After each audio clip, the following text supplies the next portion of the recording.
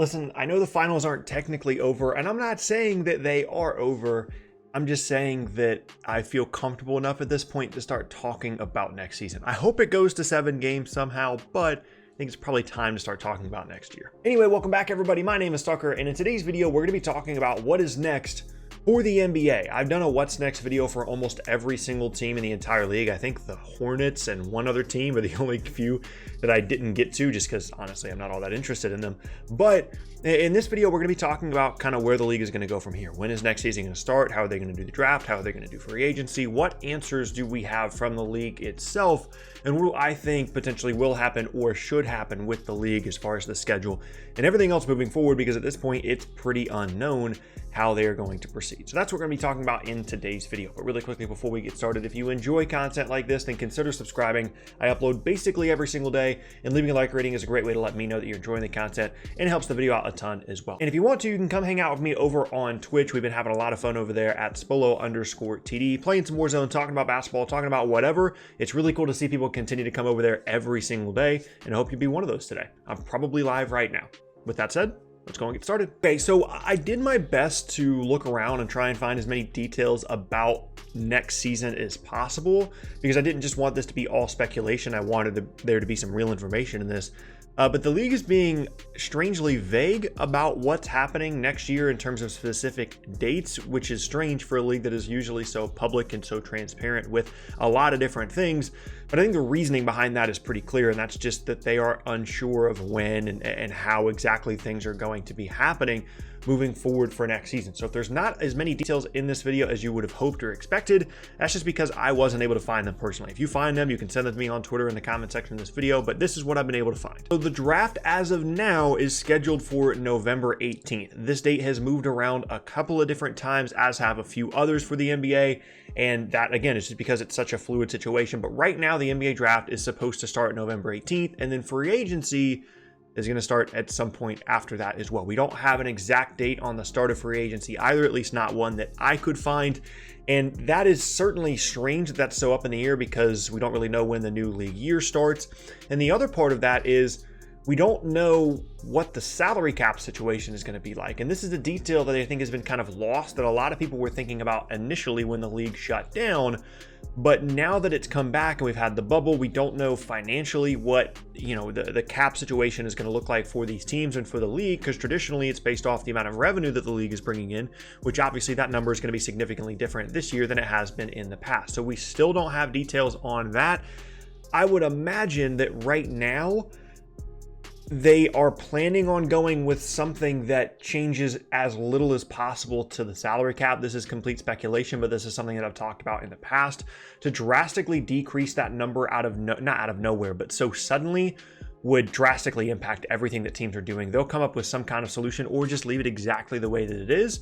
And that's just kind of where I'm at right now in the salary cap, but that's probably one of the things I'm most interested in right now. Now, as far as next season, we do have some details on that. The league ideally wants to start around January. That seems like the earliest date that the NBA wants to return for next season. And surprisingly, I had assumed that this was not the case, but surprisingly, they think that an 82-game regular season is realistic. And as long as they limit the travel of teams as much as possible, they think that they can do it safely as well without obviously having to suspend the league again. So I'm unclear on how exactly they're planning on doing that, because the year is starting at such a different time than it typically would start.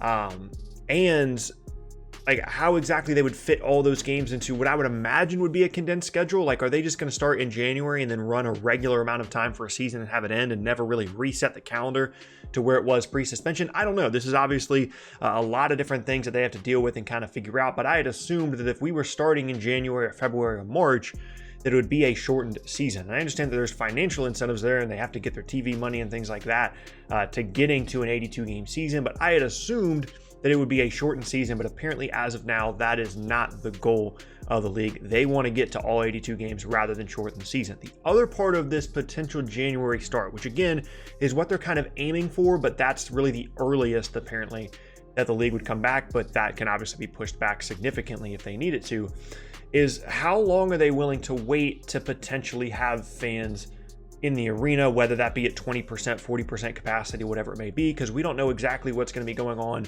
in the world by January, February, or March.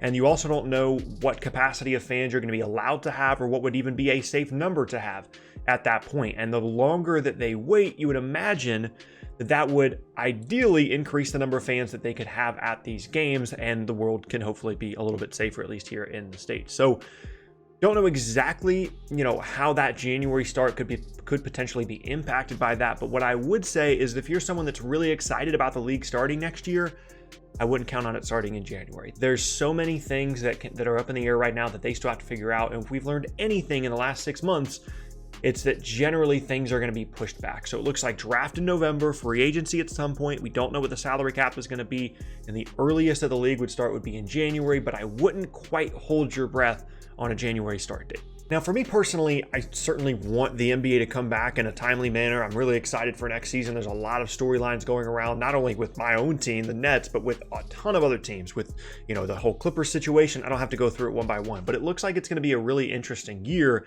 And a lot of these teams are going to maintain what they have, not only because of everything going on, but also because free agency really isn't nearly as impactful this year as it was a couple years ago, or obviously next summer. So I certainly want the league to come back in a timely manner, but I also want to make sure that we're being safe about this. And I've honestly been pretty surprised about how well, quote unquote, this has been going in other sports leagues, most notably the NFL, when you consider the amount of personnel required to run an NFL team and to go from place to place.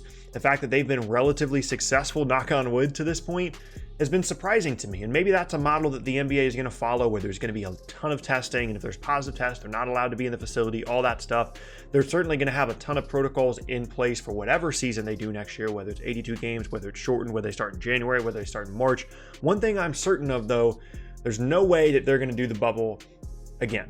At least not for a full regular season. Maybe once we get to the postseason, they'll consider the whole bubble thing again, but this was always kind of a let's finish our season out as safely as possible and then evaluate what happens next year type of situation. They're not going to do a bubble. Logistically, it's impossible to do for more teams than they did it for longer than they have. You could argue it's been, too long even at this point. So that is one thing that I'm absolutely sure of. But again, want to make sure that we're doing this safely, that we're doing it properly, and more than any other sports league in the States, at least, I'm confident that the NBA is going to be able to get this done, that they're going to do it properly, that they're going to have the correct protocols in place, and that we're going to have an NBA season next year, and hopefully one that focuses more on the basketball rather than on possible suspensions and things like that. And that is my hope, not only for the NBA, but for the world itself, that everything can kind of get back to normal at some point over the next 6 months. And we can be back to enjoying the NBA as we did previously, with fans in the stands, with people able to go places and do what they need to do and what they want to do on a day-to-day basis safely. That is obviously my goal and my hope. So ideally, that's where the NBA ends up. They have the draft in November, free agency, the salary cap. It seems like will at least be relatively the same. We go into next year somewhere between January and March. They start the year and ideally have a plan moving forward to start adding more and more fans safely into arenas, and they go from there. And that'll, in some way, depending on when the year ends, impact free agency and the draft in the following season. And it might take a couple of years before we fully reset this schedule. They'll probably have to come out with a plan to shave a couple of months off for the next couple of years before they finally get back to where the league would normally be starting at. But we'll see. Either way, I'm glad that the NBA has figured out a way to do this bubble thing, that it has been such a success from a safety standpoint, and that they have had some time and an opportunity to really figure out what they want to do next year. Fortunately, there aren't a ton of details out there publicly, but this is what I was able to find, and I hope it helps you guys out. And yeah, there you have it. That is going to be the end of today's video, and I thank you all very much for watching. Once again, my name is Tucker. If you missed any of my previous videos, then be sure to check out the boxes on screen. Thanks again, and I'll see you all next time.